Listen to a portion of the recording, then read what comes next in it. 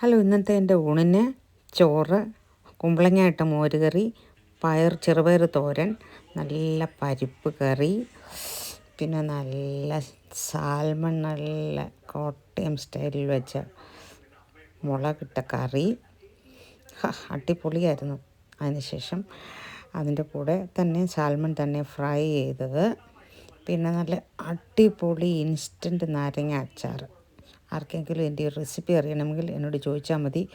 അടിപൊളി അച്ചാറാണ് കേട്ടോ, പറയാതിരിക്കാൻ വയ്യ. ഇതെല്ലാം കൂടെ കൂട്ടി ലാസ്റ്റ് ഒരു പപ്പടം കൂടെ വെച്ച് ഒരു പിടി അങ്ങോട്ട് പിടിച്ചു. ഓ, എന്തൊരു സുഖമാണോ, പറയാതിരിക്കാൻ വയ്യ കേട്ടോ. സ്വർഗത്തിൽ കയറുന്ന പോലത്തെ ഒരു സുഖം. ഓ, എന്താ പറയുന്നത്. ഈ അച്ചാറിൻ്റെ കാര്യം, ഈ മുളകില്ലേ, ഈ വറുത്തിട്ട മുളകൊന്നും ഞെരടിയാണ് ചോറിനകത്തോട്ട് അങ്ങോട്ട് പിഴിയണം, എന്നിട്ട് അങ്ങോട്ട് കഴിക്കണം. ചിലർ ഈ മുളകെടുത്ത് കഴിക്കുന്നവരും ഉണ്ട് കേട്ടോ.